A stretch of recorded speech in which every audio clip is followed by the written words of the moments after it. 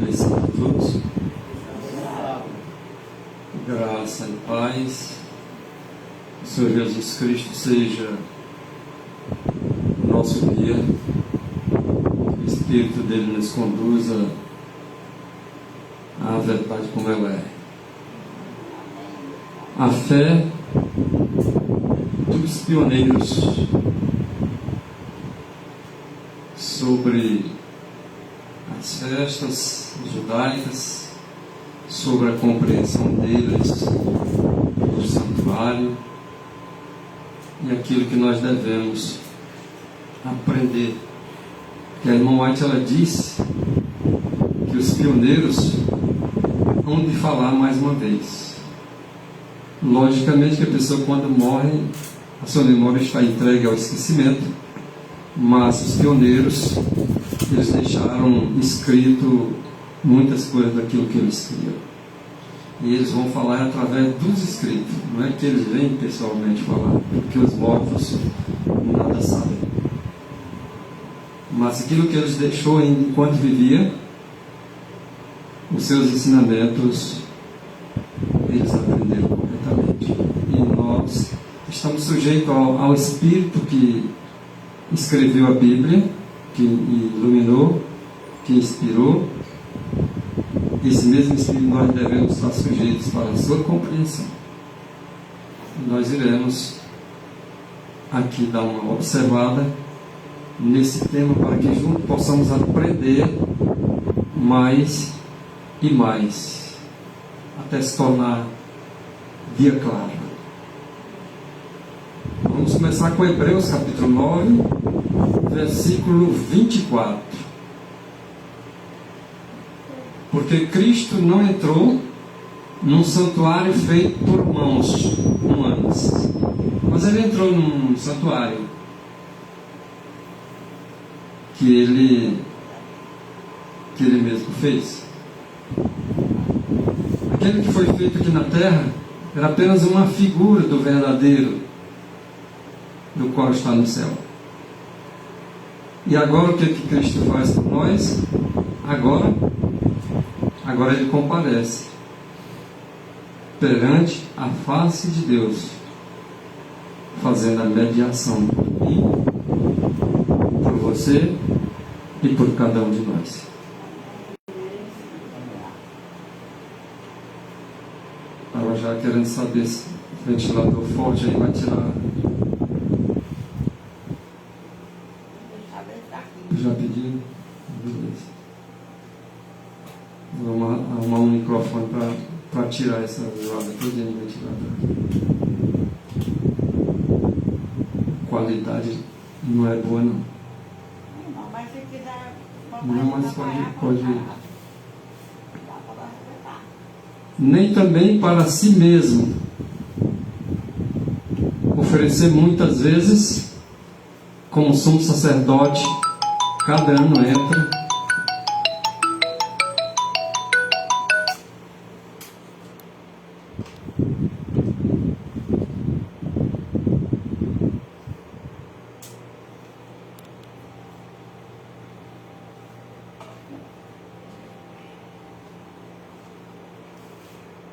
Hebreus 9, 25.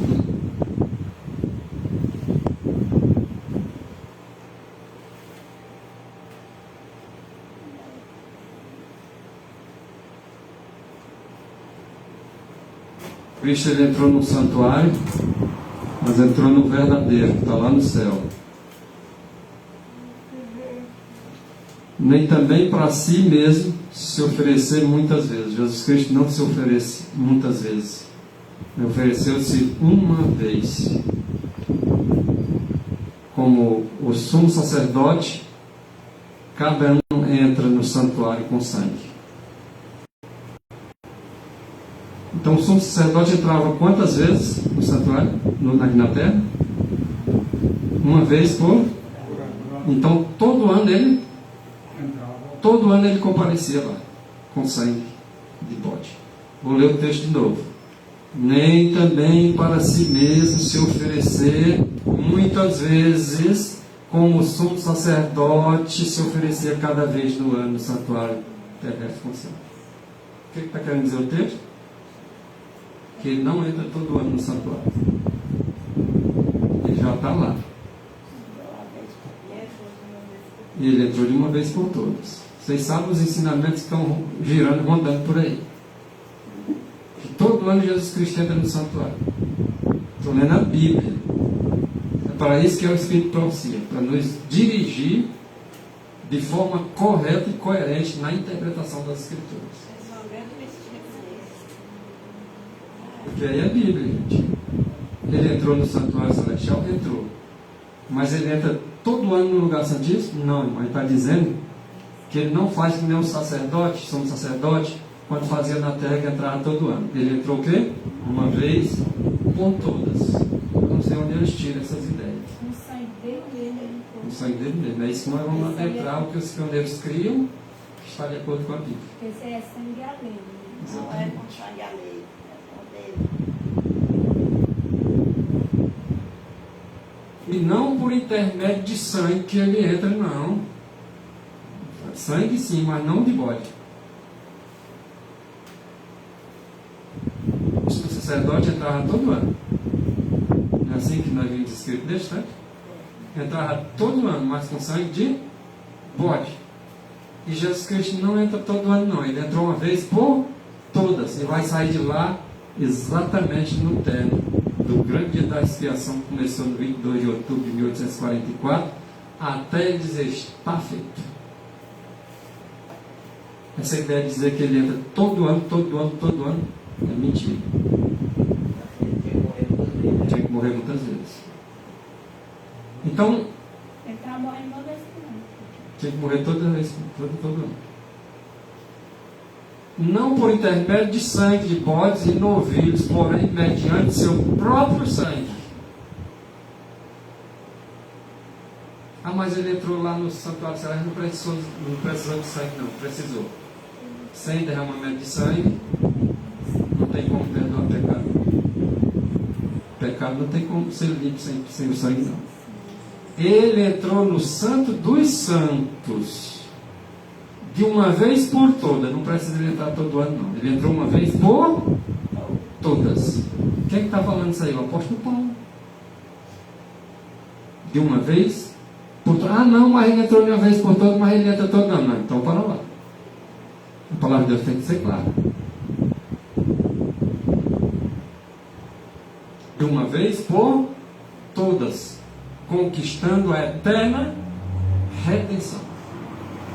Está claro? Não precisamos nem recorrer ao Espírito de Profecia, não. A gente lê o Espírito de Profecia para que ele nos conduza à palavra de Deus como ela é, Cristo Jesus. De acordo com o profeta Isaías, nós estamos sempre lendo esse texto, nós vamos continuar lendo, porque tem que ser assim, a lei e o testemunho.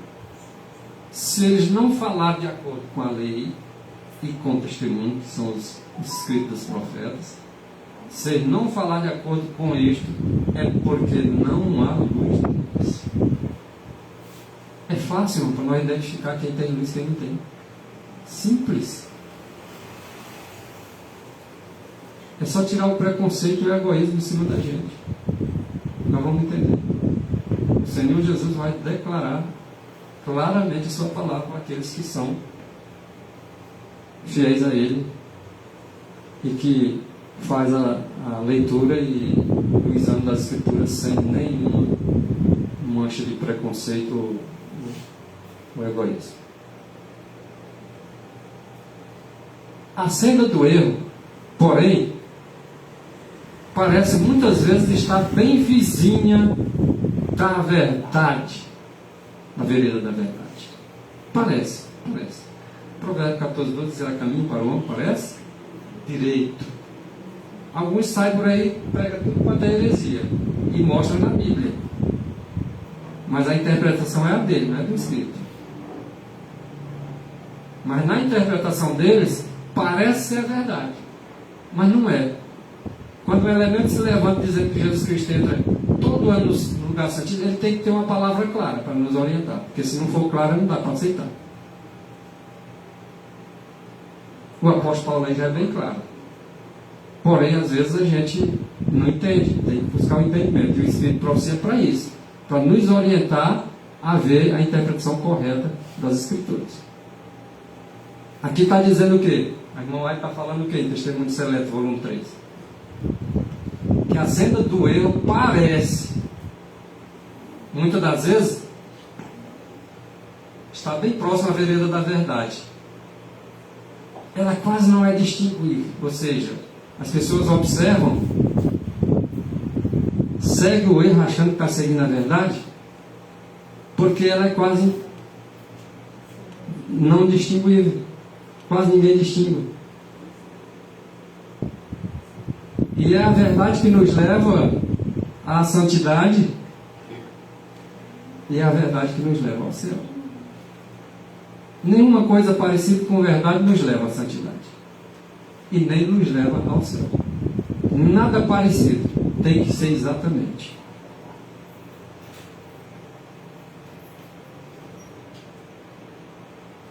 Agora, uma coisa é certa. Diz aí, segundo Mensagem Escolhida, volumes 3, página 84. Uma coisa agora é certa. Pode ter de certeza que isso aí é o que vai acontecer. Os adventistas do sétimo dia, que se coloca sob o estandarte de Satanás. Porque alguns acreditam no Espírito de Profecia, parcialmente. Fazendo suas seleções daquilo que lhes apraz ou daquilo que não lhes apraz. O adventista do sétimo dia, primeiro ele vai abandonar a sua fé nas advertências e nas repreensões contidas nesses livros aí. Você vê um adventista sétimo dia questionando, mas ele mais não sei o que, mas não sei o que, mas a Bíblia. Cuidado com este, porque ele já está enquadrado no texto. Uma coisa é certa, esse adventista que fica questionando, tá? Colocando agora os escritos da irmã White em dúvida, que não sei o que, eles vão abandonar primeiro exatamente os escritos da irmã White. E depois eles vão abandonar a Bíblia, que é o mesmo Espírito, irmão.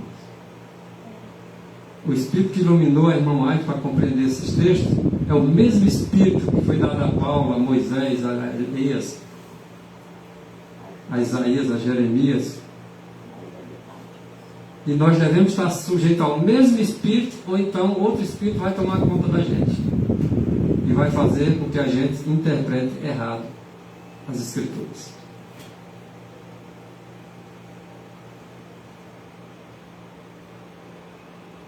Olha aqui, algumas pessoas dizem assim, mas entre a Bíblia e o Espírito de Profecia, ora, a Bíblia é o Espírito de Profecia. Ela diz assim, entre a Bíblia e o Espírito de Profecia eu fico com a Bíblia. Vejo já muitos adventistas dizer assim, muitas das vezes já é saindo pela tangente. Querendo se justificar. Mas aqueles que já antes, a Bíblia, que eu sempre falo que a Bíblia é a única regra de fé. Mas quando elas dizem isso, já é procurando uma tangente para se justificar. Mas na Bíblia não tem o Espírito de Profecia também. Exatamente. O Espírito desse profeta um é sujeito ao outro. Vamos dizer assim, né? Aqui está a descrição, na Bíblia está falando agora depois o Espírito de Profecia, o testemunho de Jesus é o Espírito de Profecia. Então, Perfeito, perfeito. Então, olha o que a irmã White escreve em Cristo em seu Santuário, página 16. Olha o que ela diz. E se bem que as Escrituras seja a palavra de Deus, olha só, mas eles convém para certas pessoas só esse texto. Entre a Bíblia e o Espírito de Profecia eu fico com a Bíblia. Agora olha esse texto. Se bem que as Escrituras sejam a palavra de Deus, que deve ser seguida, que é a nossa única regra de fé, e deva ser respeitada como a palavra de Deus, conforme a sua aplicação, a palavra de Deus tem de ser apresentada com clareza. Não é alguém que sai por aí dizendo que está explicando a Bíblia, não significa dizer que ele está explicando correto, não. Ela tem que ser explicada com clareza.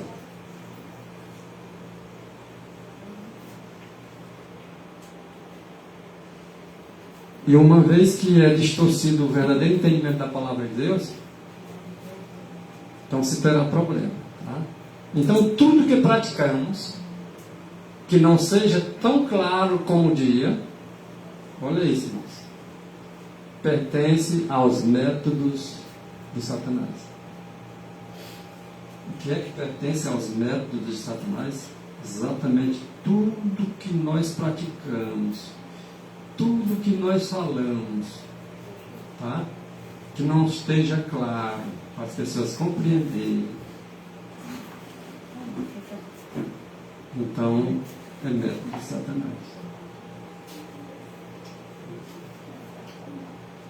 Então fica claro, né?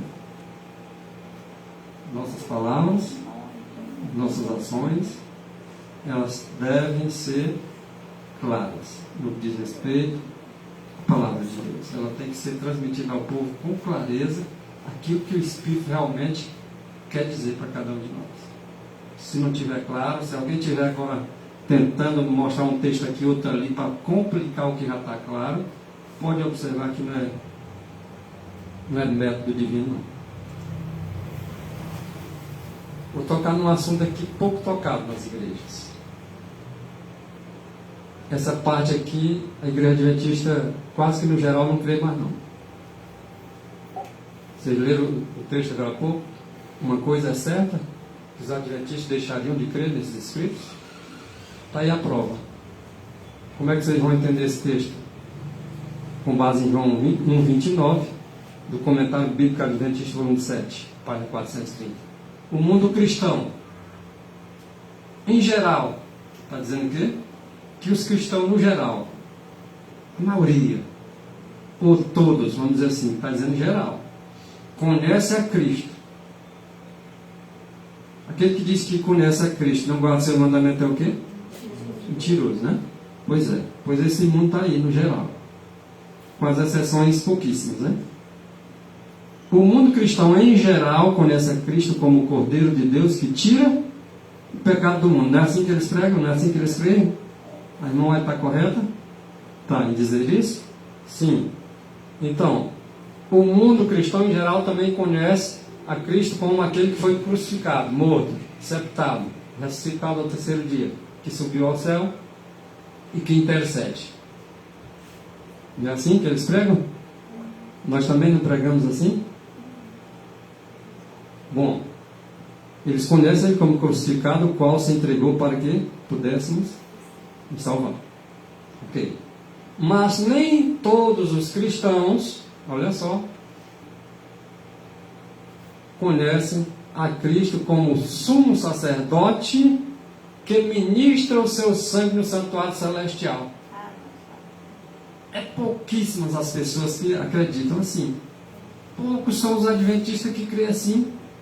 E se eles creem, não pode confessar lá não. Porque os líderes não ensinam mais assim. Não é isso? Mas Jesus Cristo, Ele ministra com seu sangue ou não ministra? Para tirar esse texto aí daí é complicado, não é? Assim, na minha visão, assim, talvez, eu não sei, né, o pensamento dele, é para não apresentar que há um juízo, né, e que há uma prestação de conta e que esse trabalho que ele está fazendo no santuário celestial vai ter um determinado tempo que ele não vai mais estar operando. Então, aí as pessoas vão querer buscá-lo e não vão encontrar, porque ele vai terminar esse processo, né, de fazer o trabalho de ministro como sumo sacerdote. Então, o inimigo ele tem feito isso justamente para as pessoas se pegam de forma surpresa, né? Quando elas pensaram que já estão com tempo de recorrer a ele como sumo sacerdote, como aquele que está intercedendo em prol do pecador, Aí ele já acabou, aí vai ser tarde demais. Eu acho que é uma estratégia que o inimigo tem feito para esse governo. Observem bem, o que é ministério? É o trabalho que se efetua. Qual é o meu e o seu ministério? É para pregar o Evangelho. Esse ministério que Cristo está realizando agora, no santuário celestial, ele está ministrando com o seu sangue, não está? Agora nós vamos lembrar do texto que o apóstolo diz: sem derramamento de sangue, não há remissão do pecado. Mas como era que a gente entendia? Nós derramou sangue lá na cruz do Calvário. O Cordeiro também derramava o sangue na entrada lá do pátio. Mas ficava assim mesmo. O sangue não adentrava não no santuário. Quer dizer que agora, se ele era uma cópia, uma sombra, como é que agora em Cristo quer dizer que é o Cordeiro de Deus, mas ele derramou sangue, mas o sangue dele não adentra? E aí o texto é bem claro. E nós vimos na Bíblia já o apóstolo Paulo falando, bem no início aí, que ele entrou num santuário não feito por homem para ministrar. E ele vai ministrar com o quê? O sangue de bode? Não, o sangue é o dele mesmo, está aí, está claro, sem rodeio.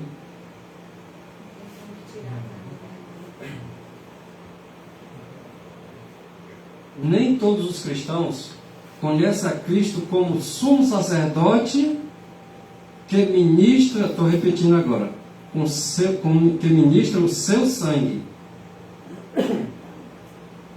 No entanto, sem este ministério, que ministério? De ministrar com o seu sangue. Sem essa ministração do seu sangue, o plano da salvação não tinha utilidade. É isso que o texto está falando. Está bem claro, não está? Todos estão entendendo? Só não vai entender quem estiver dormindo, cochilando. Aí não vai entender mesmo. Mas esse ministério tem que ser aceito do jeito que ele está escrito. A obra de Cristo no santuário celestial, apresentando a cada momento seu próprio sangue perante propiciatório. Para lá. O que é propiciatório? A tampa da arca, da aliança. Mas está falando da obra que o sumo sacerdote terreno fazia, ou está falando de Cristo? A obra de Cristo no santuário celestial, apresentando a cada momento o seu próprio sangue. Olha aí, tem outra forma mais clara de entender isso? Você não do jeito que está dizendo aí? A cada momento, na obra que Jesus Cristo está realizando no céu com seu sangue, que sem esse ministério seria tudo inútil, se não tivesse esse ministério. Então ele apresenta em nosso favor o seu sangue a cada o quê? Momento. E eu quero um momento para você. A cada momento, a cada instante que você apresenta-se, Cristo está lá pronto para apresentar também seu favor. Se você aceita Cristo como seu Salvador, como aquele que está realizando uma obra a cada momento em seu favor, você vai acreditar exatamente do jeito que está aí. Há dificuldade de entender isso? Não. A dificuldade está em alguém querer dar uma interpretação diferente, alheia a isso. E os pastores adventistas hoje, eles defendem essa verdade? Se é que eles creem que é verdade. Porque eles dizem acreditar no Espírito para você. Isso aí é o quê? Para eles.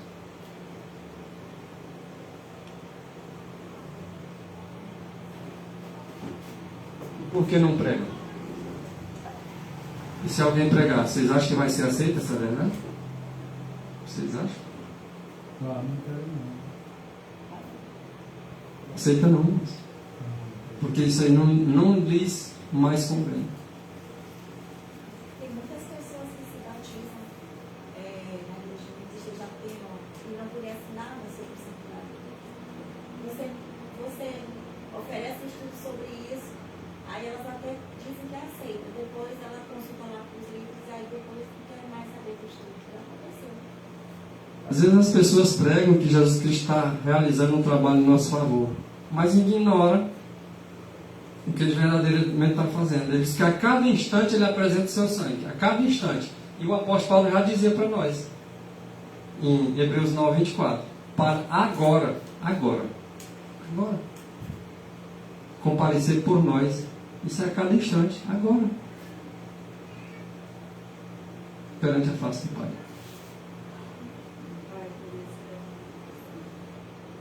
Esse sangue que ele derramou, ele ainda faz um trabalho com ele. Não é só o sangue que ficou derramado lá, não. É um sangue presente. Né? Entendeu? O que muitos não acreditam. Está aqui, vai ter mais texto. O sangue de Cristo, ele é não apenas derramado, não, irmão, lá na cruz de Calvário, não. Ah, mas ele derramou o sangue dele por mim lá na cruz de Calvário, e com esse sangue lá, eu... né? Sou purificado dos meus pecados. Aqui está bem claro o texto. Comentário Bíblico Adventista, 7º dia, volume 7, página 430 ainda. O sangue de Cristo, ele é não apenas derramado, mas ele é também ministrado. Querem texto mais claro que esse? Ele é derramado e ministrado em nosso favor, lá no céu, pelo nosso grande sumo sacerdote Jesus Cristo, que está intercedendo em nosso favor, a cada momento, a cada instante, apresentando o seu sangue perante a face do Pai. Alguém tem outra interpretação mais clara do que o que está escrito aí? Alguém que se professa adventista do 7º dia tem a cara de pau dizer que o texto não está dizendo, não é isso?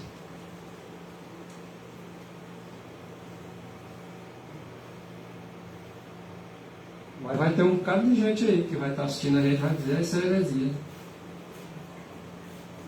E daí que importa? Não vai deixar de ser verdade. Se alguém chega e diz, é heresia, quer dizer que os escritos da irmã White agora é heresia, para aqueles que uma vez disseram que acreditavam.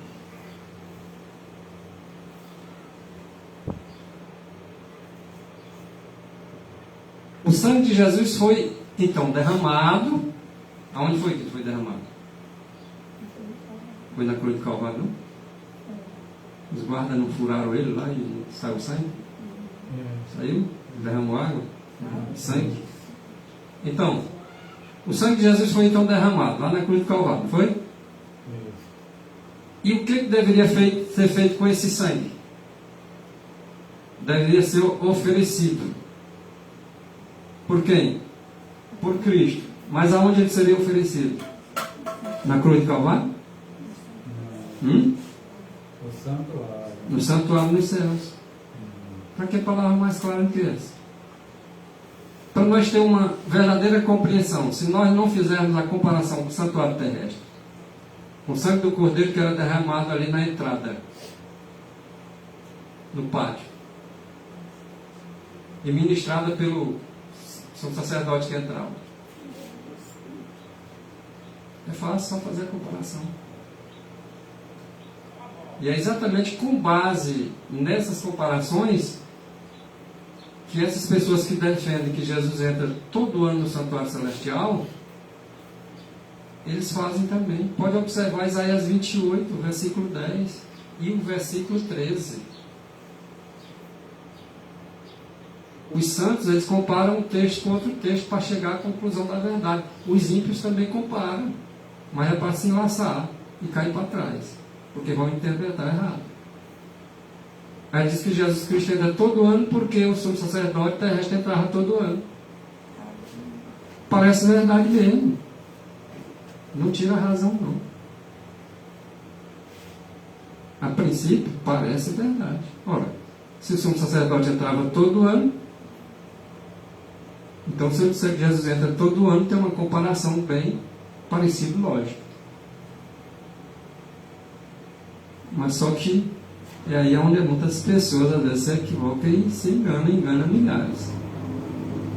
Se Jesus Cristo entrou uma vez por toda, ofereceu o seu sangue, não como oferece agora o sumo sacerdote terrestre, que nem é seu sangue, é o sangue alheio, sangue de cordeiro alheio, sangue alheio de inocente. E a irmã White confirma que ele entrou uma vez por toda, desde que o dia da expiação, embora sendo no sétimo mês, o dia 10 do sétimo mês, isso não quer dizer que invalida esse dia da expiação, não. Porém, hoje Jesus Cristo entrou, por exemplo, no 22 de outubro de 1844, e o grande dia da expiação termina quando Jesus Cristo disser está feito. Então ele entrou uma vez por todas e está ministrando seu sangue também uma vez por todas, sem precisar estar entrando todo ano.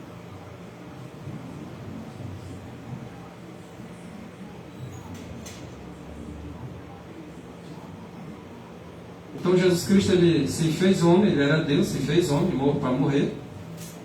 E agora ele morre, derrama seu sangue. E agora, o que acontece? Ele ressuscitou, subiu ao céu e ele levou consigo a humanidade. Então, mantendo ainda a humanidade, ele subiu ao céu, triunfante e vitorioso.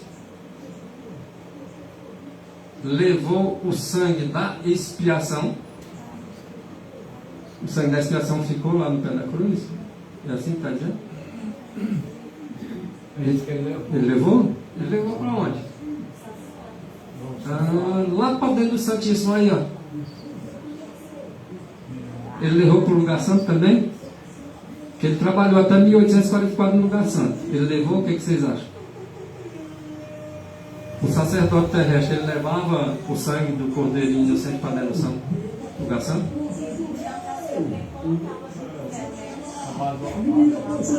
Mas ele levava o sangue? E lá no Santíssimo, ele leva ou não leva também? Aqui o texto está dizendo que o que aconteceu lá no passado. Ele levou o sangue da expiação para o Santíssimo. Aonde é esse Santíssimo aí? Do terreno ou do celeste? Então ele levou mesmo? Você acredita que sim? Eu também creio, porque está escrito, né? Ele aspergiu ou não aspergiu? Aspergiu. Aspergiu ele aonde esse sangue? No propiciatório, na tampa da arca? E o que é aspergir? Salpicar, certo. Ele aspergiu sobre o propiciatório, estava lá no lugar santíssimo, e sobre os seus próprios vestidos, abençoou o povo agora. E abençoou o povo. Como é que eu vou desfazer esses pecados? Como é que eu posso ter a capacidade de bater contra esses escritos e não tenho a capacidade de aceitar como eles são? Como adventista sétimo dia. É impressionante, não é? Bom, e ali aonde? O que vocês acham que está ali? Onde é? Lá no santuário, ali onde ele está efetuando o trabalho em favor daqueles que vão da salvação, aquele trabalho ministerial que ele está realizando com seu próprio sangue, apresentando a cada instante, a cada momento diante da face de Deus. Ali, a corrente vermelha,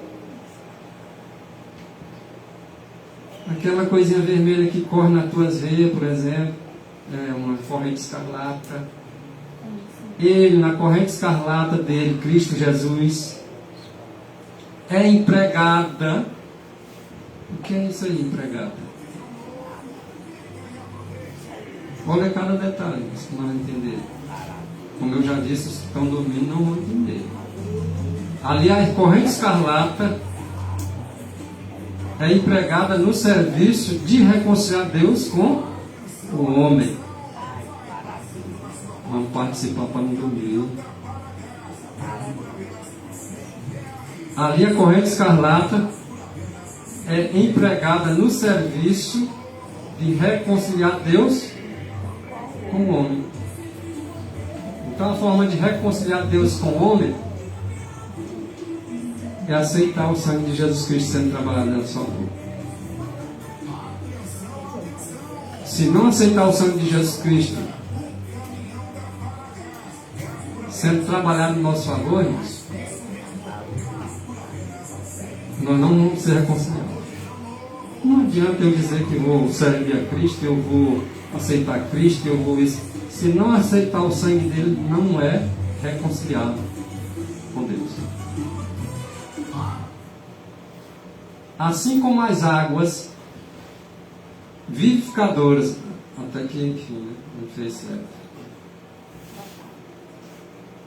Assim como as águas vivificadoras brotavam da rocha ferida. O pessoal lembra da rocha ferida? O que foi que saiu dela? Vamos entender essa lição. Assim como aquela rocha que dava água, né? Brotava água, vida para o povo lá de Israel, através daquela rocha. Quem era aquela rocha? Cristo. Ok, o mesmo Cristo.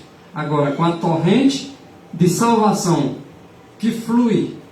Qual é essa torrente de salvação que flui? O sangue. Lembra do escarlata ali? Pois é o mesmo. Aquele mesmo que corre nas veias, tá? A torrente de salvação flui. O que é fluir? O que fazia da pedra? Não saía? E que é esse fluir saindo de Cristo? Não é o sangue? A torrente de salvação flui para uma raça perdida. Mas Jesus não vai derramar sangue se a pessoa não se arrepende, não. Pode ficar tranquilo.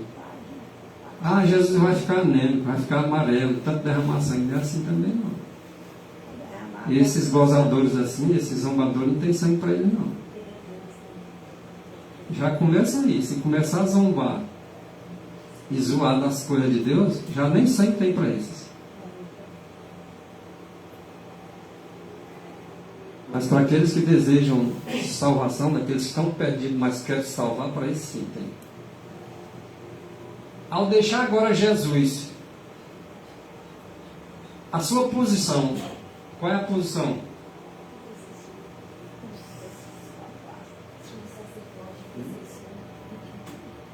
A posição de intercessor.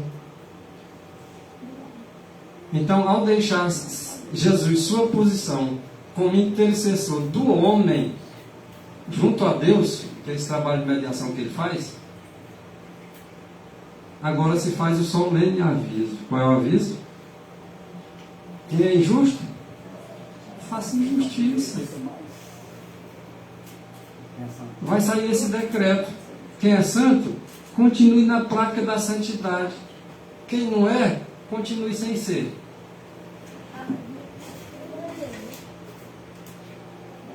Aí quando ele disser essas palavras aqui, irmão, vocês vão ver o que vai acontecer. Isso aí é o caso de cada um sendo decidido, certo?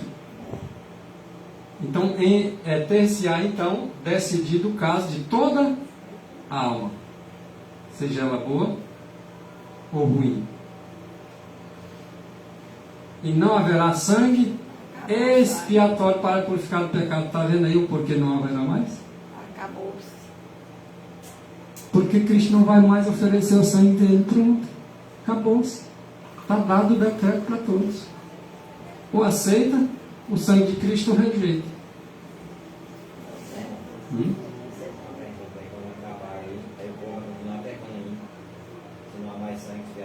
Ok, então está aí uma pergunta dos pastores, que o irmão acabou de falar aqui, viu? Ah, a igreja vai pecar até a volta de Cristo. Só se é a igreja de Satanás, porque a de Deus não vai, não. Sinagoga de Satanás vai continuar pecando. A igreja de Deus não. Porque quando ele disser está feito, se alguém pecar, vai ficar fora do céu. Aí é o limite. E vai passar um ano caindo em praga. Como é que vai pecar até Cristo voltar? Se pecar até Cristo voltar, é ímpio.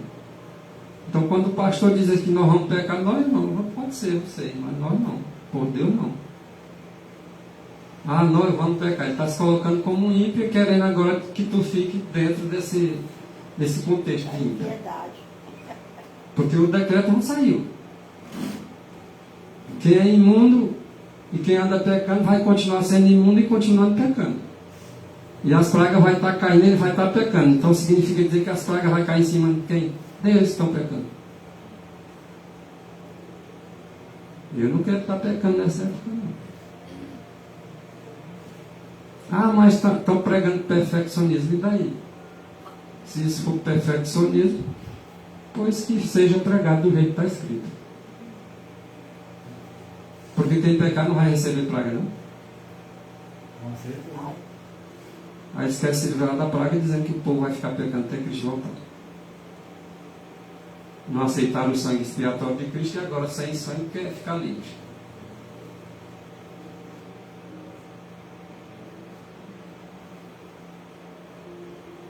Aqui uma revelação que Deus mostrou para Ellen White sobre esse assunto que nós estamos lendo aqui. Vocês vão ver como vai ficar mais claro aí.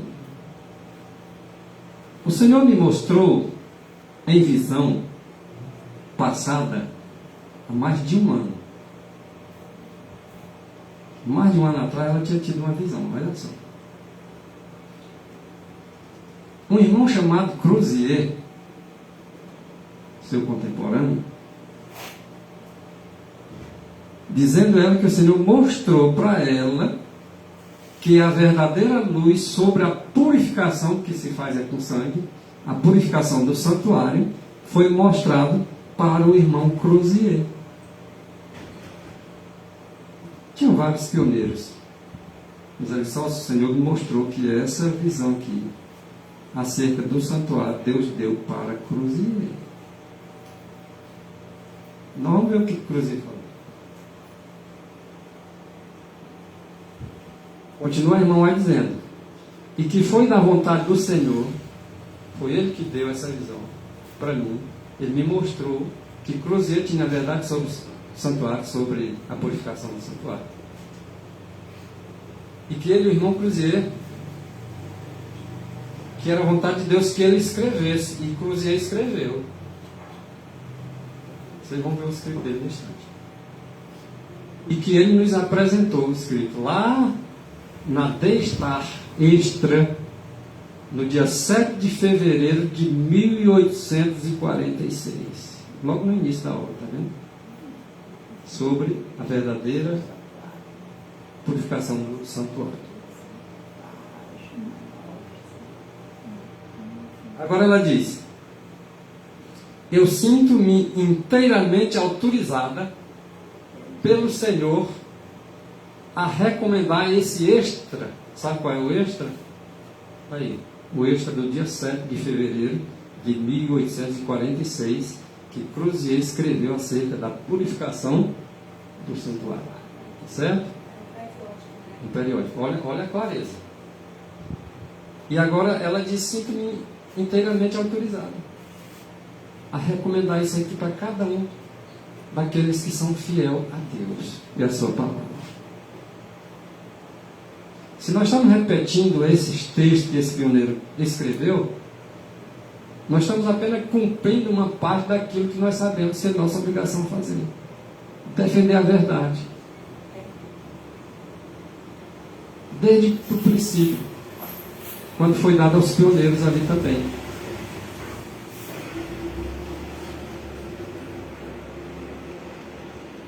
Agora, como eu disse, nós tivemos a pregar isso aqui, nós estamos pregando para muitos aí heresia. E que Crozier era um herege, que Ellen White era um herege, que esse Senhor que deu essa visão para ele é um herege. Ela é uma herege mentirosa. Agora Crozier faz a explanação, olha aí, vamos ler agora a explanação desse extra que foi escrito lá no dia 7 de fevereiro de 1846.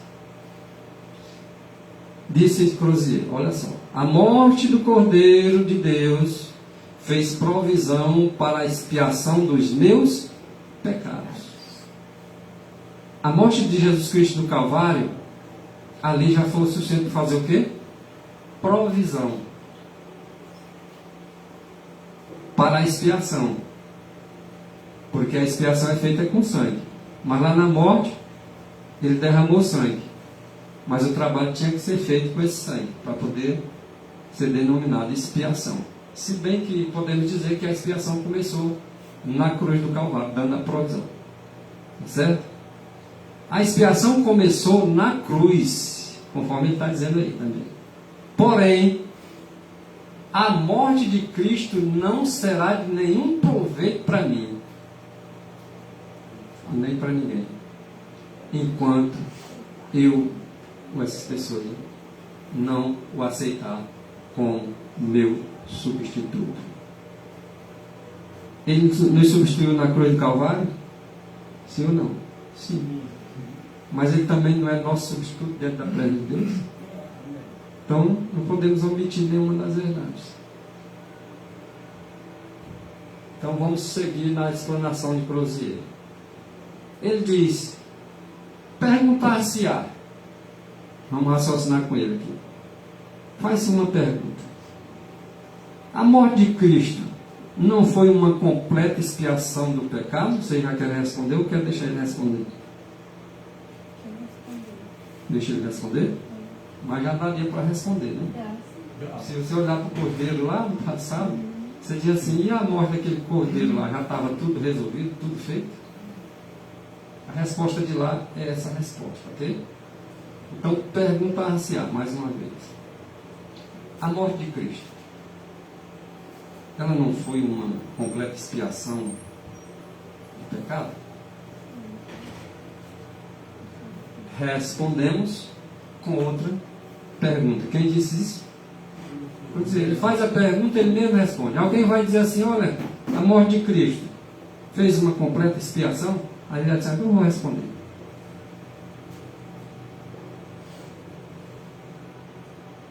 No santuário terrestre, quando o bode era trazido e morto no pátio, junto do altar dos sacrifícios ali, estava a expiação completa por este ato?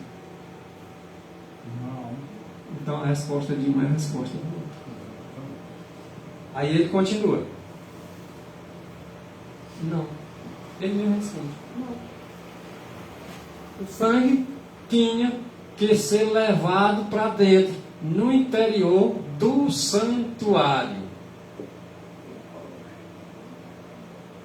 e posto esse sangue em contato com a lei quebrada e com os pecados do povo. Aí a resposta. Se o sangue do bode no santuário terrestre tinha que ser levado lá para dentro do interior do santuário, o de Cristo também é a mesma coisa, segundo o que está escrito, que Ellen White diz que era uma visão de Deus dada para Crozier escrever esse material.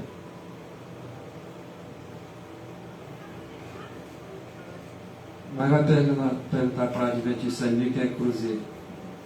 O que é isso? É uma coisa de comida?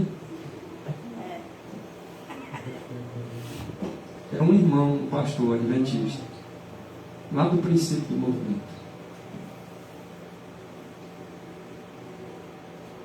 Portanto, diz Crozier, havia um trabalho sacerdotal para ser feito, para ser realizado, depois do derramamento do sangue. Só então, depois que derramasse o sangue, era que adentrava no lugar, lá no interior do santuário, e então, agora era consumado o quê? A expiação. Isso aqui é um assunto que todos nós adventistas deveríamos compreender. E muitos que não compreendem, não estudam, nunca vai compreender, vai sempre escutar só o que os pastores dizem. E não tem, vamos dizer assim, conforme a Ellen White diz, né? O caráter moral para ler por si só e tirar suas conclusões, mas espera o outro decidir por eles, e eles acompanham que nem um rebanho desesperado que nem vai para ser morto, sem saber o que está ocorrendo. Jesus Cristo morreu, mas ele foi lá como uma ovelhinha levada ao matadouro, mas sabendo do que ia ocorrer, do que ele estava fazendo era para salvar nós. E muitos estão indo aí para o matadouro, mas para ser sacrificado e sem saber de nada do que está ocorrendo, só porque o líder disse.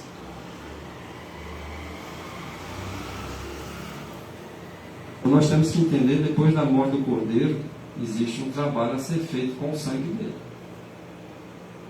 Só assim era consumada a expiação. Assim diz Cruzier, continua explanando. A morte de Cristo na cruz cumpriu o tipo que ocorreu lá no passado no santuário terrestre, a morte do Cordeiro. E bode cuja sorte era pelo Senhor, sendo morto, mas a expiação não se completou até que o seu sangue, vertido na cruz do Calvário, seja oferecido diante de Deus e de sua lei quebrada lá no santuário celestial.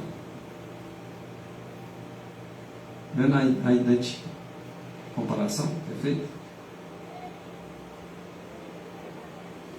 É assim que a igreja prega? Não. E como no tipo, o do santuário terrestre, a cerimônia anual tinha um sentido de juízo. O santuário lá, todos os dias de manhã à tardinha, no lugar santo, o sacerdote entrava, mas no Santíssimo só uma vez por ano. E ele não era os sacerdotes, era o sumo sacerdote. O santuário terrestre, os sacerdotes eram os filhos de Arão. Mas o sumo sacerdote era Arão. Lá no santuário celestial, o sacerdote e o sumo sacerdote é o mesmo ser, é Cristo. Porque senão daqui a pouco alguém vai dizer, não, mas lá no santuário o Jesus Cristo, que é o Filho, efetua um trabalho assim, depois o Pai efetua outro. Não é assim não. Parece direito, né? O que as pessoas às vezes querem defender. Não, mas no santuário terrestre não tinha os filhos que faziam o sacerdócio e o Pai fazia o sacerdócio, o sumo sacerdócio. Mas lá em cima é Cristo o sacerdote, e é Cristo o sumo sacerdote, e é Cristo o Cordeiro, e o sangue é o de Cristo. Então as pessoas têm que entender do jeito que está escrito, não é do jeito que eu acho que seja. E como lá no serviço típico, lá atrás, santuário terrestre, tinha esse sentido de juízo, assim também quando Cristo passou para o segundo compartimento, que é do santo, para o Santíssimo, do santuário celestial, agora iniciou também o quê? Exatamente o juízo investigativo. Então o sentido é o mesmo, o sentido de juízo. Então precisamos compreender bem essas questões.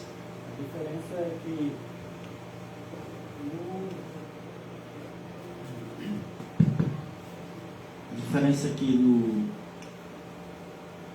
passado, para o terrestre, os períodos que atuava o sumo sacerdote, o sacerdote e o sumo sacerdote eram o mesmo. No santuário não é diferente. O período que Cristo atuou como sacerdote foi um. E como sacerdote e como sumo sacerdote é outro. Então não precisa de duas pessoas para atuar como sumo sacerdote e como sacerdote. Exatamente. Então, como sacerdote, ele atua até 1844. A partir de então, até quando ele está feito, ele atua como sumo sacerdote. Então, que conforme o nosso ensino denominacional da Igreja Adventista do Dia ocorreu em 1844 e prosseguirá. O que ocorreu em 1844? Ele passa de um lugar para o outro, lugar santo para o lugar Santíssimo. E agora ele prosseguirá no lugar santíssimo até quando? Gente, isso é muito claro. Até dizer está feito.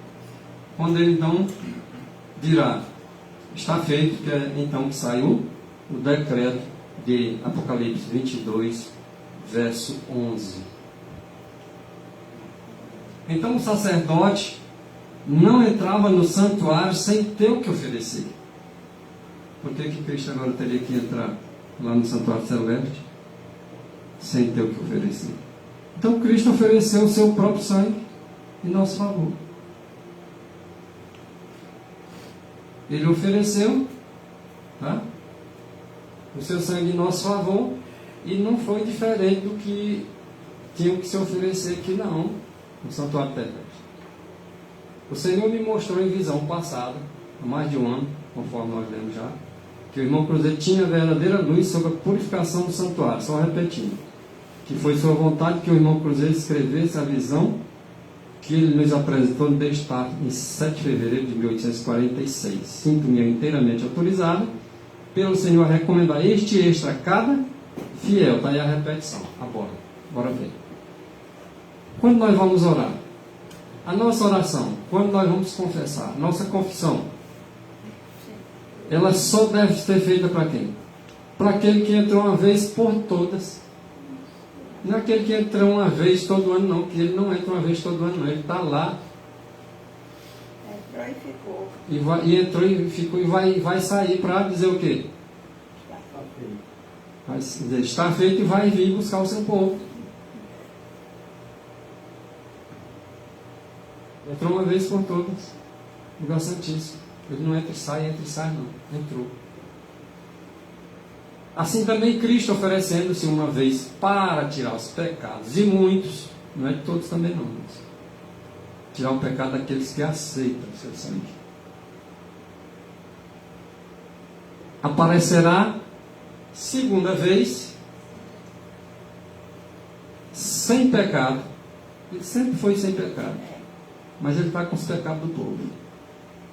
Mas vai aparecer sem pecado, porque ele vai botar esse pecado tudo nas costas de Satanás. Ele vai aparecer agora aos que lhe esperam, aos que esperam pela salvação. Aí ele já tem realizado todo o trabalho da expiação. Ele já tirou os pecados, já colocou no Satanás. Agora ele está vindo buscar seu povo para abençoá-lo. E ao mesmo tempo que ele tira esse povo dele daqui da terra, que ela se torna sem forma e vazia mais uma vez, ele lança Satanás para cá. Definitivo. Porque ele já está nas alturas aqui nas nuvens e fica andando aqui na terra. Mas ele vai ficar restrito só na terra. Como aquele bode que recebeu os pecados lá do povo em Israel no passado, no Celestino, era levado para o deserto, para morrer lá.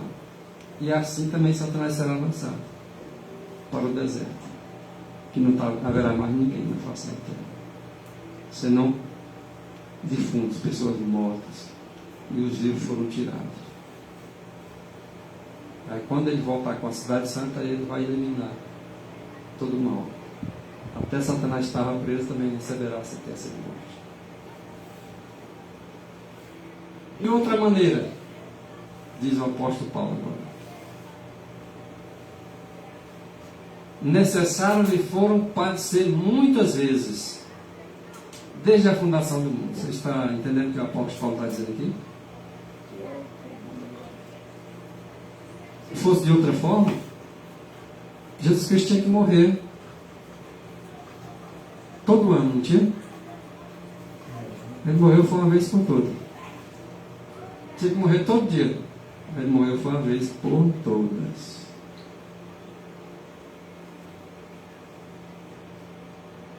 Pensou passar por aquela aflição todo ano.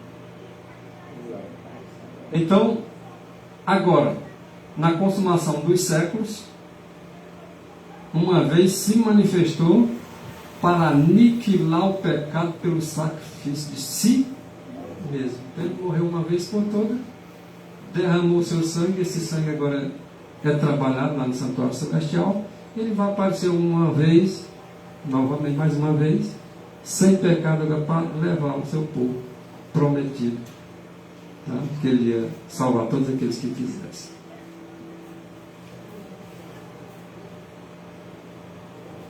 O ministério, diz Ellen White, o ministério no santuário consistia em duas partes: um serviço diário e o outro anual.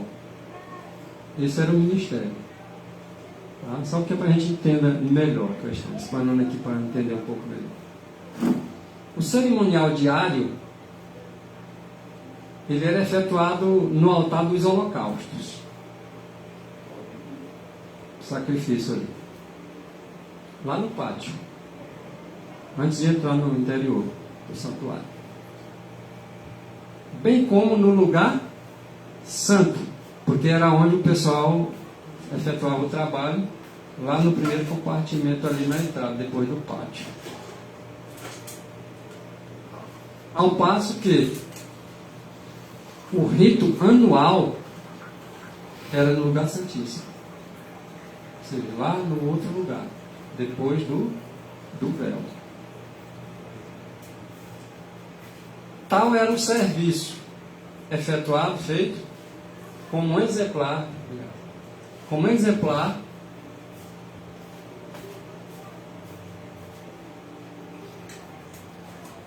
e como sombra das coisas celestiais. Era exemplar e sombra. Olha aí como vai ficando cada vez mais clara a própria Bíblia. Aqui é um texto do grande conflito. Com base em Hebreus.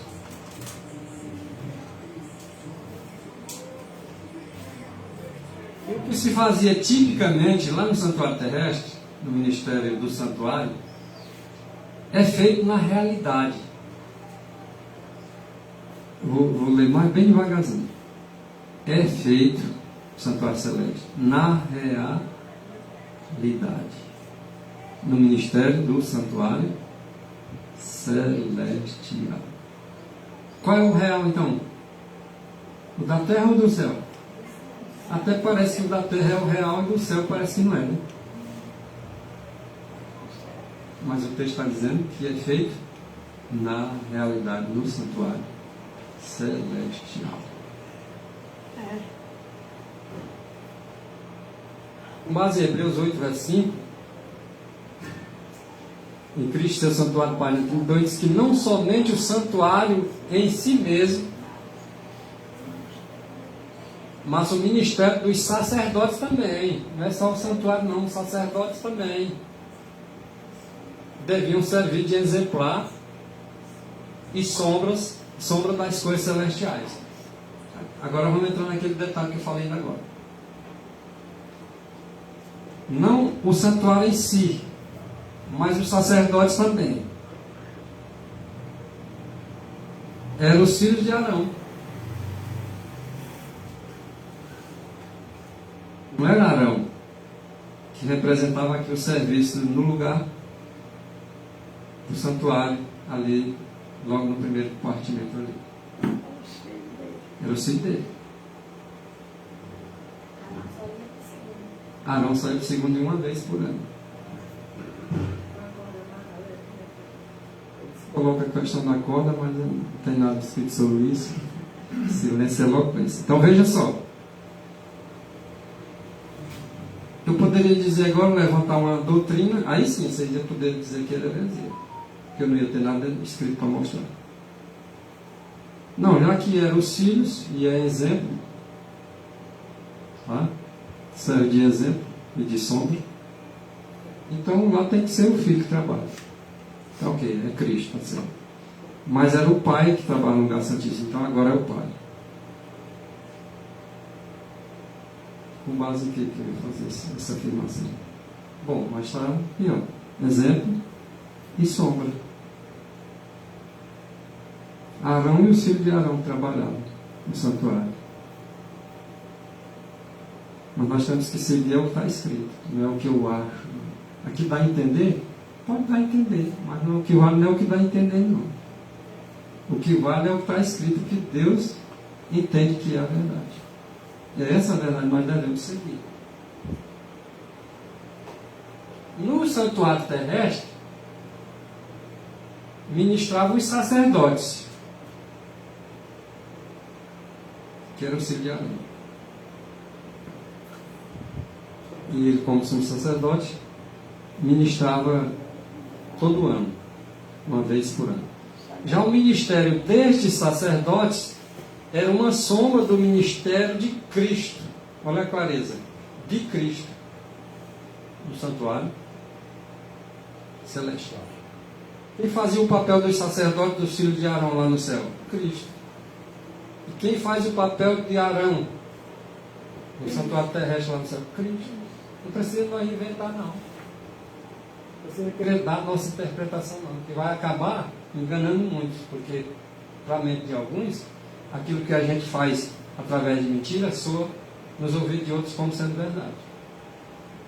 Às vezes a gente traz para cá, para a terra, acha que Cristo tem um servo lá para fazer as coisas para ele, né? Mas não tem, é ele mesmo que faz. Jesus disse aos anjos que todos que o achassem compreenderiam a obra que ele deveria realizar. Olha o que ele disse para os anjos. Olha, todos aqueles que compreenderem a obra que eu vou realizar no santuário celeste, olha só, Jesus disse aos anjos dele que todas aquelas pessoas que achassem a Jesus Cristo compreenderiam a obra que ele deveria realizar. Se eu não compreendo essa obra que Jesus está realizando, eu já achei Jesus Cristo? A pergunta que eu faço: será que eu achei Jesus Cristo? Queremos que não ainda. Mas as pessoas todas que ficam falando no nome de Jesus, lendo a Bíblia, explicando para os outros da maneira dele, eles acham que encontraram Jesus. Mas não compreendem a obra que Jesus está realizando agora, gente.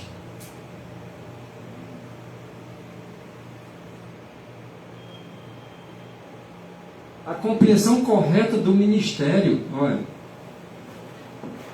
não é só do santuário, não, é do ministério também. O sacerdote está fazendo sobre o sacerdote. A compreensão correta do ministério do santuário celestial, do qual foi dada em visão para o irmão White, que o Crozier tinha a verdade sobre aquele assunto, a purificação do santuário, constitui o alicerce de nossa fé. Que fé é a minha? Que nunca compreendi isso, um exemplo. E digo que achei a Jesus.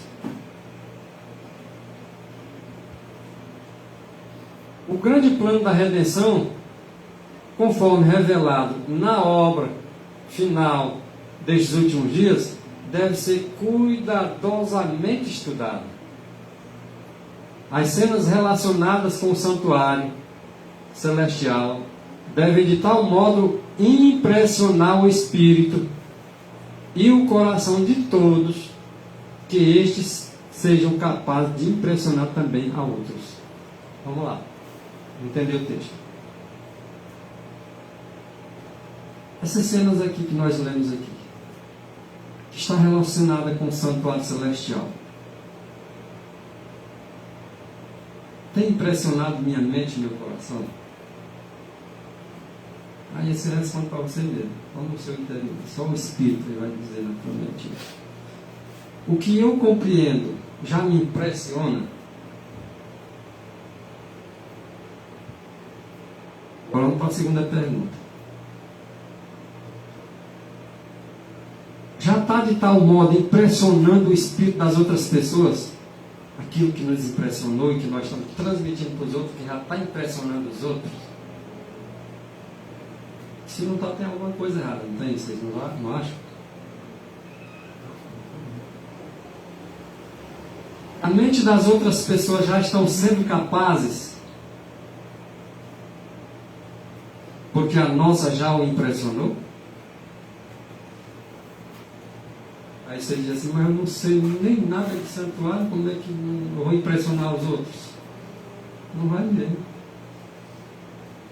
Primeiro tem que ser impressionado, primeiro, depois impressione. O Espírito é o mesmo. Mas só vai me impressionar se eu estudar. Se eu não estudar, nunca eu vou aprender. E se eu for esperar os outros me ensinar, talvez eles me ensinem errado. E o que é agora a intercessão de Cristo, já que nós já lemos aqui um pouco sobre o que é, o trabalho que ele realiza, o ministério dele, essa intercessão dele. Nós sabemos que tem esse trabalho, né, que nós estamos vendo aqui. Essa intercessão de Cristo no santuário celestial, em prol do homem, que ele está agora, a cada instante, a cada momento, intercedendo diante da face de Deus em nosso favor, esse trabalho de entender essa obra, essa intercessão, esse ministério de Jesus Cristo, é tão essencial ao plano da redenção, como foi sua morte sobre a cruz do Calvário. Ora, se a morte de Jesus Cristo é essencial para a minha salvação, de igual forma é o quê? A intercessão de Cristo. Mas muitos dão ênfase à morte de Cristo, mas não sabem nada sobre intercessão. Já viram isso? É por isso que Crozier disse assim: seria inútil ser o ministério sacerdotal de Cristo com seu sangue lá no céu, tá? Seria inútil aceitando a morte da cruz e rejeitando esse mistério, ou aceitando ou rejeitando outro. Inútil. O plano da redenção, ele é perfeito: morte e expiação. Temos que entender a obra que Cristo está fazendo, bem como a sua função. Todos precisam compreender melhor a obra da expiação. Esse assunto que nós tocamos hoje aqui. Os irmãos são testemunhas que são poucos que sabem. Todos precisam compreender melhor a obra da expiação que está sendo efetuada, realizada no santuário celestial. Que está sendo, irmãos. Não é que foi, não. Que está sendo efetuado. Agora. A cada momento. A cada instante.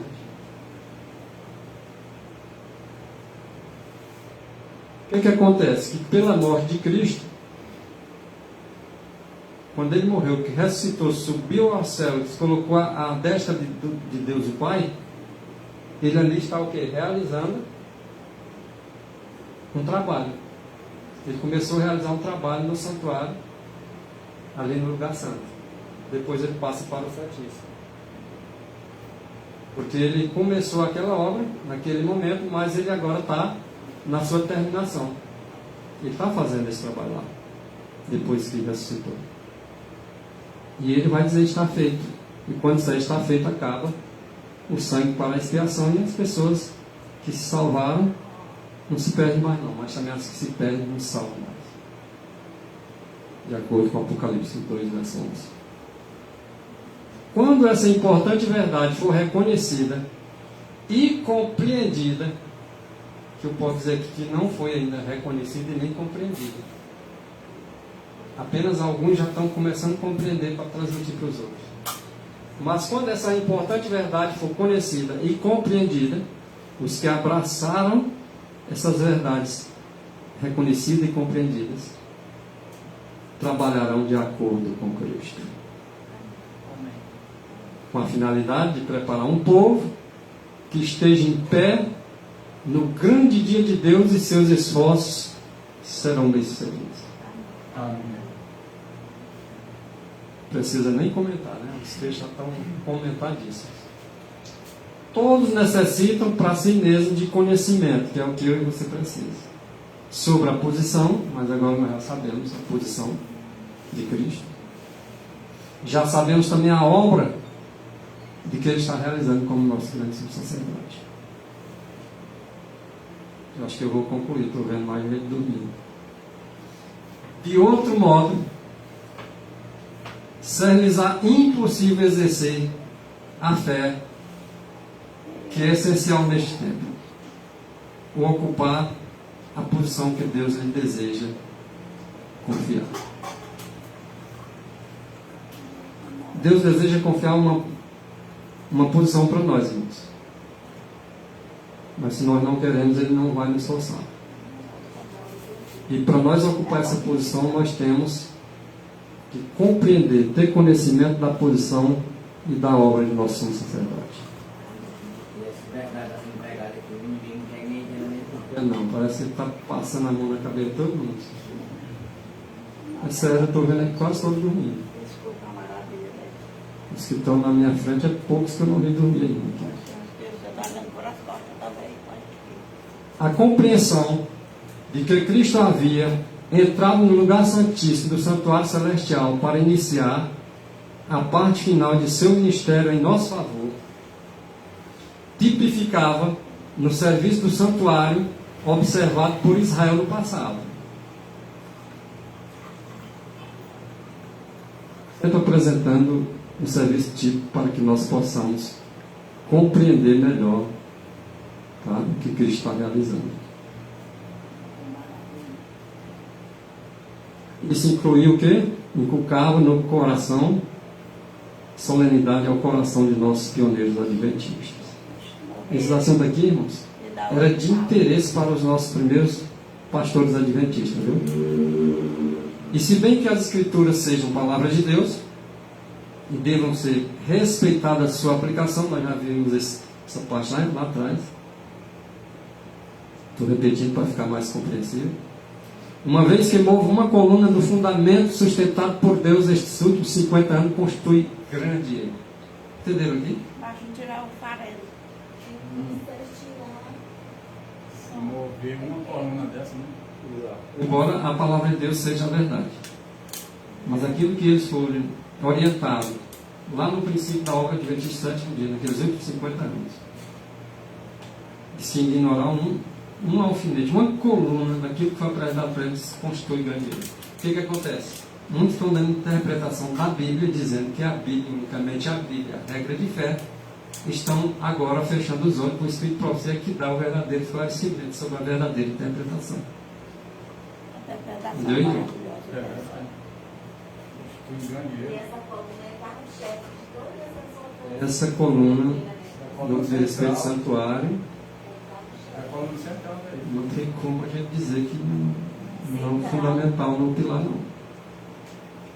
Então, tudo que praticamos, irmãos, que não seja tão claro como o dia, pertence aos métodos do príncipe do mal, né?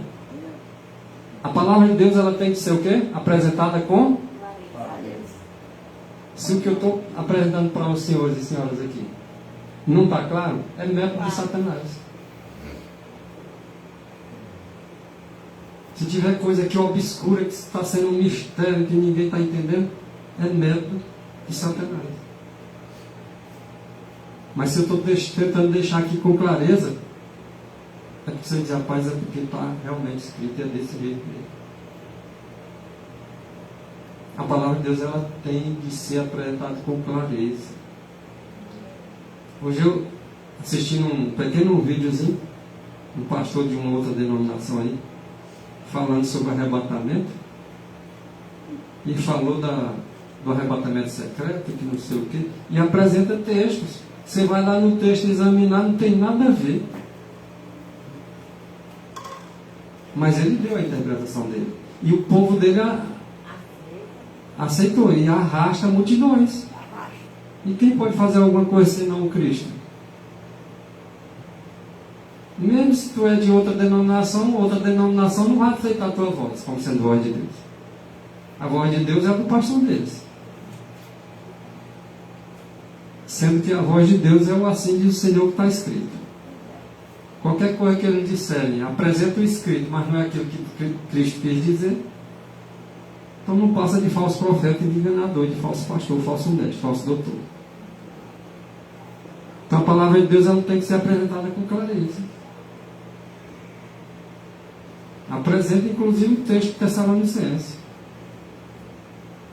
E o texto lá tem mais para ver que ele vem de forma clara como ele quer dizer. Que vem de forma secreta. Apocalipse 1, verso 7 diz que todo olho verá. Até aqueles que ultrapassaram. Jesus diz: desde já vereis o Filho do Homem vindo na nuvem com poder e grande glória. Tudo que a Bíblia oferece para nós é dizer que Cristo vai vir não de forma invisível, mas de forma visível. Assim como está escrito lá em Atos. Os discípulos, varões galileus, uma multidão de gente vendo ele subir devagarinho para as nuvens do céu, até que desapareceu. E assim será a vinda do Filho do Homem. Aparecerá na nuvem, no céu, uma nuvem do tamanho da metade da palma da mão de um homem, e ela vem crescendo, crescendo, crescendo, e as pessoas vão vir vendo Cristo voltando nas nuvens com poder e grande glória. Eu não sei onde eles tiram essas interpretações. Só pode ser nas escolas teológicas deles. Só pode ser. Ou então da mente deles lá, não sei de onde eles tiram. A palavra de Deus tem que ser dita com clareza.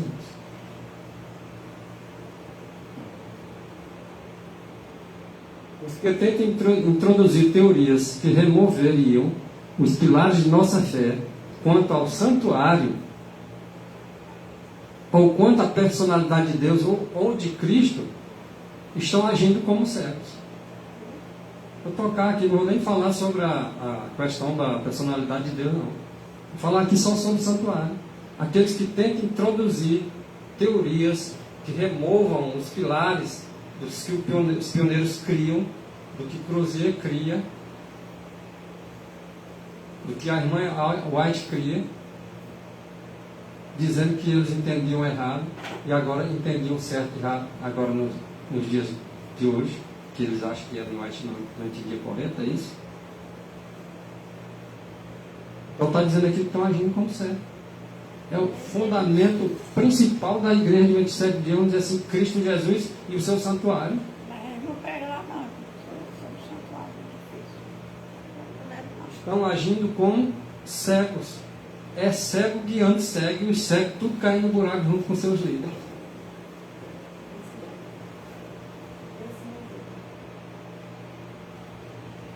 Essas pessoas cegas, elas estão agora procurando introduzir incertezas, uma coisa que nem elas têm certeza, mas elas estão sempre procurando introduzir. E deixar o povo de Deus à mercê das ondas de Satanás, sem âncora, sem firmeza. Somente aqueles que vão estudar que vão ver esses erros, bem como vão discernir e compreender a verdade. Nenhum só alfinete deve ser removido daquilo que o Senhor estabeleceu. Nenhum alfinete. Se o Senhor estabeleceu na igreja de 27 dias, lá no princípio, com os pioneiros, uma verdade, por que essa verdade mudou hoje? Qual o motivo? A grossura do alfinete. Qual o motivo? No princípio a igreja não cria em trindade. Por que criou hoje? Qual o motivo? O Espírito Santo não guiou os pioneiros na verdade? E por que a trindade virou verdade hoje? Era verdade no princípio?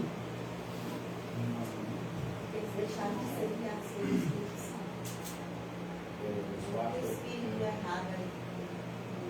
O Espírito Santo. Era alguma coluna? A trindade era coluna? Era alfinete? Isso aí nem era. Agora os que é pilar, fundamento, e agora o nego vem tirando para botar as suas de suas próprias mentalidade humana, estão agindo como cego. Onde está escrito nenhum só alfinete, nem sequer deve ser removido daquilo que o Senhor estabeleceu. E não foi o Senhor que estabeleceu o movimento. Não foi o Senhor que guiou a irmã White, os pioneiros, no princípio da obra.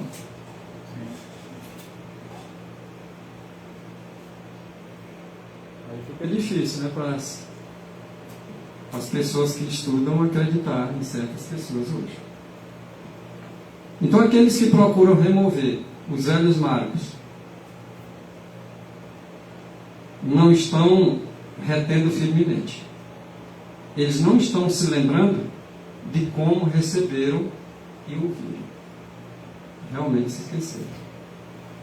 Se eles estivessem lembrando de como eles receberam, eles sabiam agir hoje de forma correta. Mas realmente esqueceram da forma como receberam e ouviram. Eles não estão lembrando. Então que ninguém busque destruir os fundamentos de nossa fé. Alguém diz assim, mas vocês não creem em Trindade? Vocês estão removendo o fundamento da nossa fé. Não, nunca foi o fundamento da nossa fé, não. O princípio, o fundamento que essa doutrina não foi, não estava no nosso tempo. Como é que alguém está destruindo ela? Alguém está acrescentando aquilo que não está escrito. Quem crê nessa base está derrubando o caráter, né, de Deus. Exatamente. Está derrubando o caráter de Deus. Então, os fundamentos, que mediante estudo da palavra, feito com oração, e por meio da revelação, foram postos no princípio de nossa obra. Se foram colocados no princípio de nossa obra, por que agora tem coisa diferente? Por que agora estão tirando coisas que foi colocado no princípio da obra? E estão botando outras que não foram? Então, sobre esse fundamento, nós temos estado a construir. O fundamento dado no princípio da obra foi dado a construir. Construir o quê? Construção começa do primeiro tijolo. Bota outro tijolo, 3. Vai botando mais 10, 13. Vai botando mais 20. Vai somando. A construção. Entendeu? Então, foi dado no princípio, fundamento, e em cima daquilo ali, desse fundamento, vai construindo. Dentro do princípio. Depois que já começou para voltar na coisa. Voltar a consertar lá atrás era problema. Então, sobre esses fundamentos, nós temos estado a construir. Mas nós sabemos que tem gente construindo coisas que não foi colocado no fundamento. Por mais de 50 anos, naquela época ainda, lá por meados de 1900, ela ainda dizia o seguinte: esses últimos 50 anos aqui tem sido colocado o fundamento e estamos agora a construir. Não é mudar um tijolo, não. É botar um tijolo sobre o outro, ou a pedra sobre a pedra. Não é tirar uma pedra e botar um bolo de barro sem ter firmeza, não.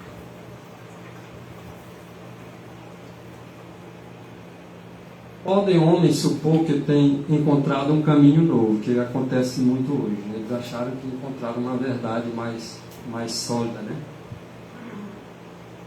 E que pode pôr um fundamento mais sólido do que o que foi posto no princípio da obra. Mas isso é o quê? Um grande engano. Então tem muitos hoje vivendo um grande engano, achando que tem uma verdade mais sólida. Mas é um direito que cabe a esses. Eles acham que tem, mas vivem em engano. Vivem uma mentira, vivem o erro no erro. Ninguém pode pôr outro fundamento além do que já está posto. Isso aqui não está se referindo ao início da obra adventista, do grande movimento. Ninguém pode pôr outro fundamento. Esse aqui que já foi colocado, foi Deus que colocou, o Espírito Santo que guiou. Então ninguém bote outro, nem tire um alfinete sequer. A prova que nós tivemos nos últimos 50 anos da presença do Espírito de Deus em nós, como um povo, e eu entristeço-me profundamente quando vejo os pilares fundamentais da nossa fé serem destruídos, abandonados.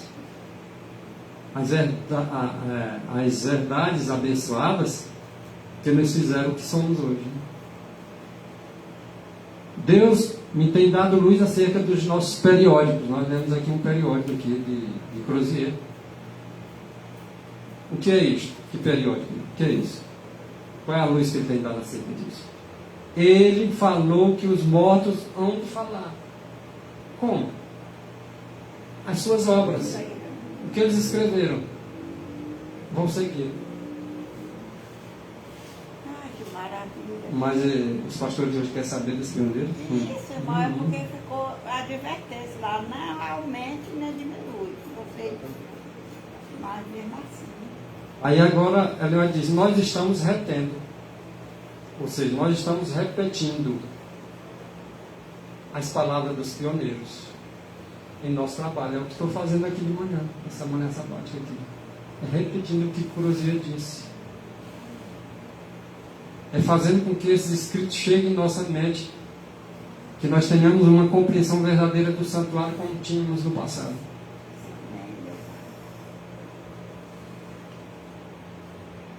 Pioneiros de quem sabe quanto custa procurar pela verdade. Eles sabem o que custa procurar pela verdade. Estamos repetindo a obra deles.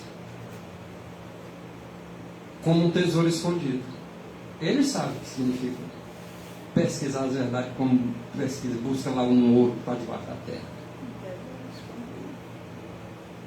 Eles avançaram. Eles não ficaram para lá, não. Eles avançaram. Eles estão aqui, por exemplo, através do trabalho deles, através do que está escrito que eles deixaram antes de morrer, aqui sendo dito hoje aqui, ó.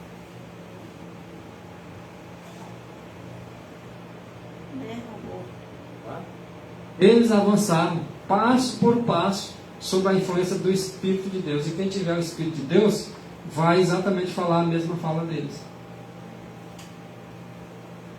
Um por um desses pioneiros já morreu, mas eu e você estamos vivos aqui para falar o que eles falaram. Amém.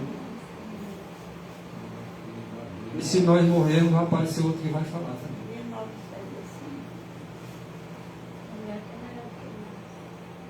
A palavra que me foi dada, diz Ellen White, é: faça com que o que esses homens escreveram no passado torne a ser escrito. Nós estamos fazendo aqui, sabe o que, irmãos? Exatamente fazendo isso, tornando aquilo que ele disse a ser dito de novo agora. Isso que eles escreveram lá no passado, nós temos que estar escrevendo, dizendo para o povo, para eles lerem, para entenderem também aquilo que eles entendiam. Na cabeça.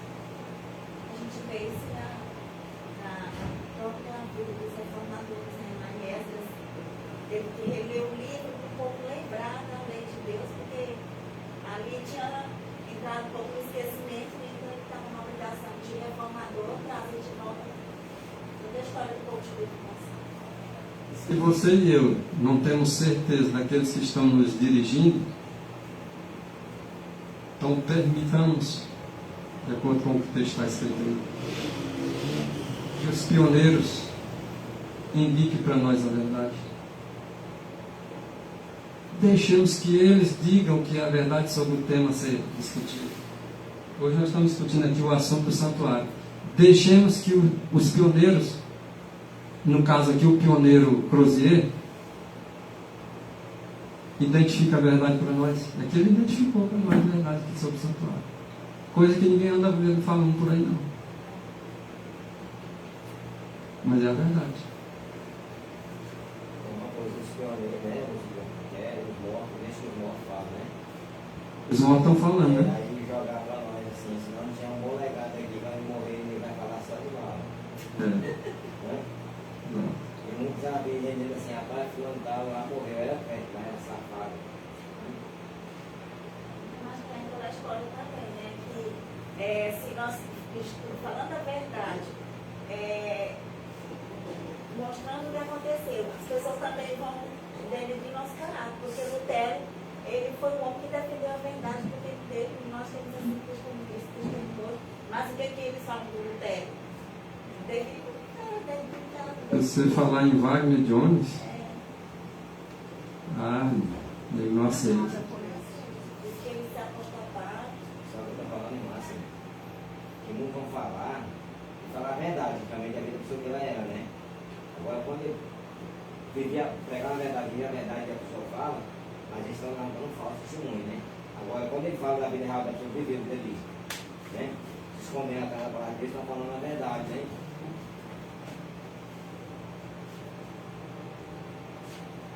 Vamos lá, esse texto aí que deu o quê?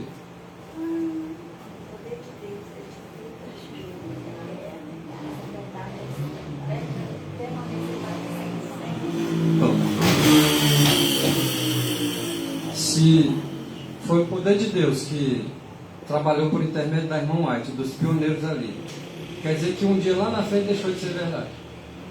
O texto aqui é bem claro, irmãos. Essa verdade deve ser continuamente verdade, deve permanecer como verdade e ser dita como verdade. Permanece para sempre como verdade. Não, mas porque Ellen White não entendia. Para lá. Se a gente for nessa questão aqui, não, o profeta Isaías teve um tempo que ele não entendia isso aqui, não. Essa aí é satânica, não quero ela. Entendeu? É só conselho, quer dizer que os conselhos de Paulo não servem. É só conselho. Larga não segue não. Tem 14 epístolas aqui de Paulo, não segui nenhuma, porque é só conselho. Isso é querer atenuar o mal, querer desculpar ele. Então, quando o poder de Deus ele testifica da verdade, se ele, o poder de Deus, testificou da verdade por meio da irmã White, por meio dos pioneiros estudando, essas verdades continuam sendo verdade. Não precisa inventar, dizer que ele não entendia uma doutrina que ele defende hoje, não. Além dela falar a verdade que foi dada para ela adverte ainda para a verdade dos outros pioneiros. Exatamente. Por exemplo, muitas pessoas hoje que estão em liderança que estão contrariando essas verdades do passado com argumentos irrazoáveis. Não tem razão para fazer isso. E aqueles que querem seguir, assim diz o Senhor, ele se intervém no meio para as pessoas não darem seguimento.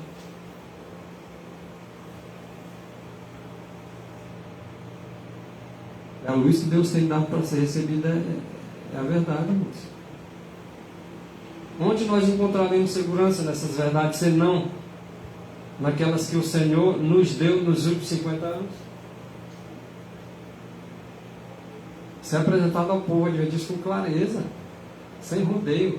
Durante os últimos 50 anos, eu tenho recebido esclarecimento com respeito às coisas celestiais. Só falta eu dizer assim, não duvide não, irmão. Continua o mesmo espírito, a mesma verdade. No futuro, ela avisa logo aqui, ó. No futuro, o engano de toda espécie está para surgir. E nós precisamos de terreno firme para os nossos pés. Nós queremos colunas sólidas para a edificação da construção. Deixou tudo esclarecido e avisado.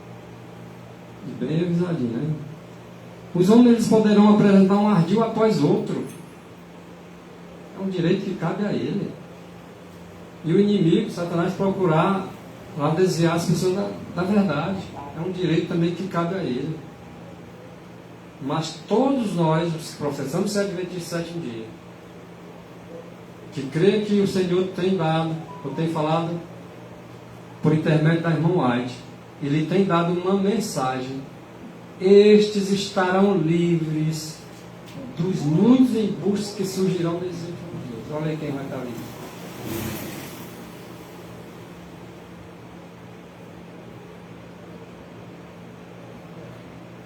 Já está na fase conclusiva, nós nem chegamos naquelas questões como eles entendiam acerca da festa, né? Mas vamos aqui ver um detalhezinho, esses 3 minutinhos de falta. Olha o que Oséias diz no capítulo 2, verso 11. E farei cessar todo o seu gozo. Farei cessar as suas festas. Farei cessar as suas luas novas. E farei cessar também os seus sábados. Só que aqui ele não observa se é cerimonial, ele diz que é o sábado do sétimo dia. Mas aqui o Senhor é bem claro. Porque o Senhor, quando fala para santificar o sábado dele, os meus sábados, aqui ele diz assim, os teus, os seus. Por quê? Porque o homem é tendencioso. Deus faz uma coisa de um jeito, eles querem mudar. E farei cessar. Cessar é o quê? Parar. Uma vez celebrava o sábado aqui, mas não celebra mais. Mas se bem que alguns dizem que é o sábado do mandamento, né? Como se Deus assim, Deus cessou o mandamento do sábado. E não quer saber que sábado é esse. Acha que sábado só existe aquele do mandamento. questão não farás nenhum trabalho. Aquele que é dia que o Senhor separou entre ele e o seu povo. Agora olha só, farei cessar. Vocês vão ver se isso, o que cessou. As festas do Senhor deveriam ser realizadas na cidade que ele escolhesse, a saber, Jerusalém. Agora eu faço uma pergunta. O sábado do sétimo dia, que o Senhor disse, lembra-te do dia de sábado para o santificar, 6 dias trabalharás. Esse dia era para ser observado só em Jerusalém, né? Não. Então descarte ele, meu Deus. Então descarte. Não é dele que está se falando. Então vamos lá. As festas do Senhor. Então que festas são essas? Será que dá para nós entender? As festas do Senhor. Aquelas 7 festas lá que era considerado os sábados cerimoniais, que era também dia para descansar. Era feito só em Jerusalém. O Senhor escolheu Jerusalém para ser celebrada essas festas só lá. E que todo ano o povo viajava para ir para lá. Em tempo determinado, ele dizia, todo ano. Era 3 vezes que eles faziam essas viagens no ano. No decorrer dessas 3 vezes que eles viajavam, se celebrava os sábados cerimoniais. Era para celebrar onde? Em Jerusalém. Está aqui. Quem foi que falou aqui? John Andrews. Um outro pioneiro. Mas e a Bíblia? Aí começa a questionar. Quando a coisa toca no ponto que está a fala, aí ele começa a questionar. Não mais isso, não mais aquilo. Não, mas é só um pioneiro, é um homem. O que ele mais diz?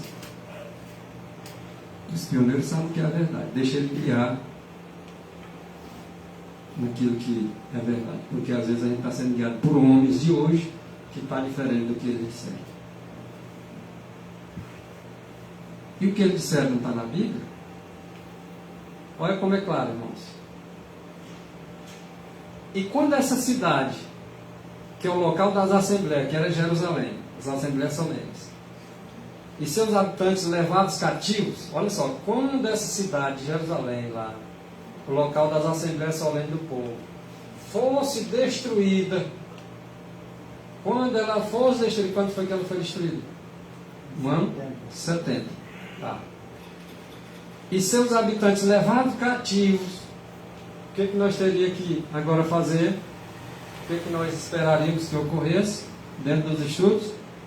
Quando ela fosse agora cativa, a cidade destruída, que foi a cidade que Deus escolheu para ser celebrado lá, essas festas, a interrupção completa dessas festas. Houve uma interrupção quando a cidade foi destruída? Houve, irmãos. Como é que ele vai fazer festa com a cidade destruída? São Pilar. Agora observe. Osés não profetizou acerca da interrupção das luas novas, das festas? Ok. Aí se cumpriu a profecia. Certo. E em consequências dos sábados anuais, agora J.N. Andrews, esse pastor pioneiro, ele agora fala do sábado. Além do cerimonial, agora ele coloca o sábado da semana, por exemplo, o anual. Agora o semanal. E em consequência dos sábados anuais, que não é os semanais, é o anuais, tá? Que caíam em dias específicos dessas festas,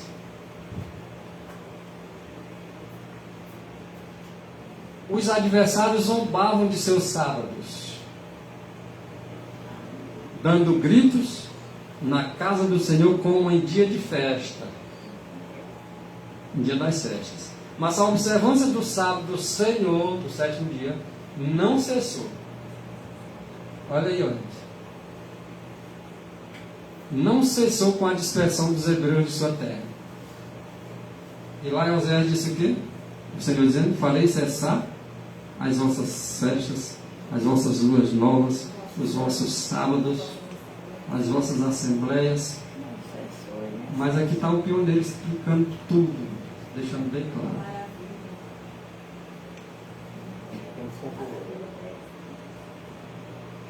Daqui para frente aqui nós eu colocar os textos de pioneiro para falar em cima da questão. Se for o caso, depois a gente faz outro trabalho em cima disso. Pois não se tratava de uma instituição local, como os sábados anuais. Os sábados anuais era lá em Jerusalém. No dia que dá. Ia cessar. O sábado semanal não. Todo local deve ser celebrado. Nos 4 cantos da terra. Leste, sul, né? Leste, oeste, norte, sul. Então, o sábado semanal não é o cerimonial. O cerimonial era celebrado de data específica nos anos. E o semanal, toda semana após 6 dias de trabalho, tem um certo chamado sábado. Que o Senhor escolheu para o seu povo, para servir de sinal entre ele e eles. Então, que Deus nos abençoe, abra cada dia mais o nosso entendimento. Nos conceda graça para entender a verdade da palavra de Deus como ela é em Cristo Jesus. Amém. Alguma música? Não.